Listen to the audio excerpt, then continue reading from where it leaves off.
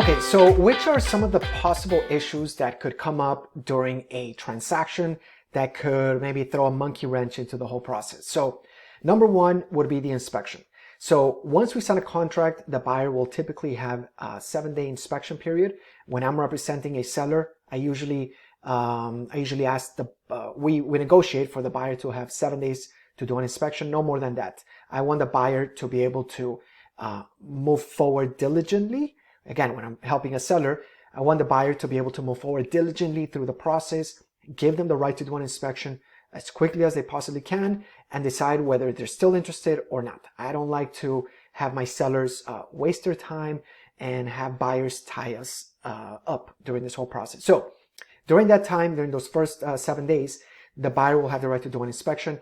And during that inspection, depending on the buyer will have a property inspector come out and do a detailed inspection. Now, a buyer may or may not hire a licensed and professional inspector, but assuming that they do, that inspector will typically provide them with a very detailed report with pictures, sometimes video, that would inspect the roof, the electrical, the plumbing, the AC, the appliances, the windows, the gutters, they'll inspect everything. And it's usually a very detailed report.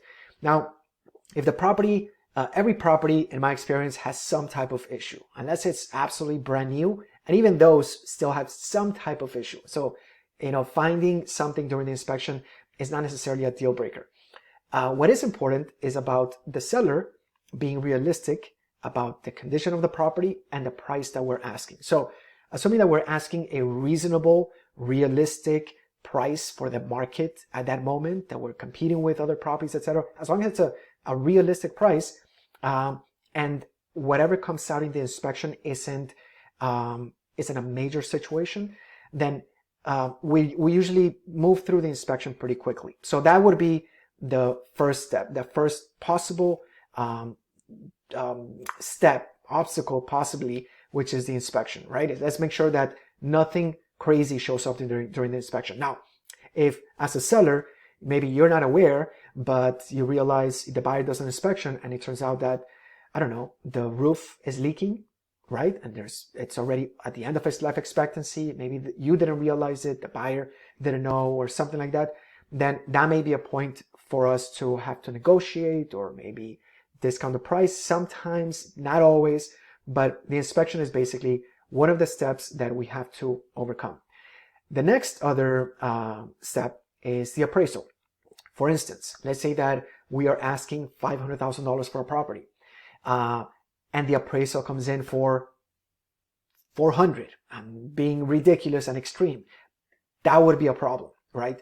Typically, when we go to list a property and we're helping you sell a property, we are going to discuss the asking price and the likely appraised value and what the market is doing in that moment in terms of whether buyers are actually willing to pay above the appraised value or not. So that might be an issue, and we'll have a conversation around that.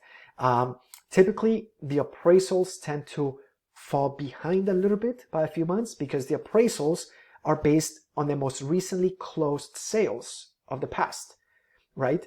And so they don't always keep up with market value unless we're in a very stable market, right? If the market is kind of like this, then the appraisals tend to match the market value and the sales price and the contract price of the market. So we can have a conversation around that as well. The other step is the insurability, and it's basically that also going back to the inspection. If something happens during the inspection that basically makes the buyer aware of the fact that maybe the roof is in bad condition, it's at the end of its life expectancy, and the property is not going to be insurable, and the buyer needs financing, then if the buyer can't secure insurance, if the property can't be insured, then the buyer is not going to be able to secure financing. So typically properties that are uninsurable because of some physical condition, they're also not financeable. So those properties we can only sell to cash buyers. But again, we can have a conversation around that specifically if that's an issue. But insurability is definitely an issue for buyers who need financing, mostly because of the condition of the roof, sometimes because of shutters, right? The difference in South Florida between a property that has shutters or doesn't have shutters, it can be significant in terms of insurance. And so depending on the type of buyer, the buyer may simply say, I can just buy impact windows after the closing. Okay, great. But if it's a first-time buyer who's limited on cash, that may be a deal breaker for them. So we'll address practically most of these issues, if not all of these issues, between you as a seller and myself in advance so we can have the right expectations, right? And then the last issue that might come up is the condition of the title, right? Are there any issues with title or permits? So for instance, if there's, let's say that you are selling your property, but the title is currently held under your name and a relative's name, right? Maybe your brother or your cousin or your mother or somebody else, and that person is not around and they can't be found, we're not going to be able to sell because we need both people's signatures. If, for example, the property has an open permit or a violation, a code enforcement violation with the city, that might be an issue as well. Now, all these issues are workable. There's always a solution to these issues. It's just something that we're going to have to address. So anyway, I know this is a lot of info, but if you have questions about this or anything else, I'm happy to clarify, and we'll most definitely talk about any of these issues in detail if they happen to pertain to you. So anyway, hope you find this helpful, and I will see you in another video.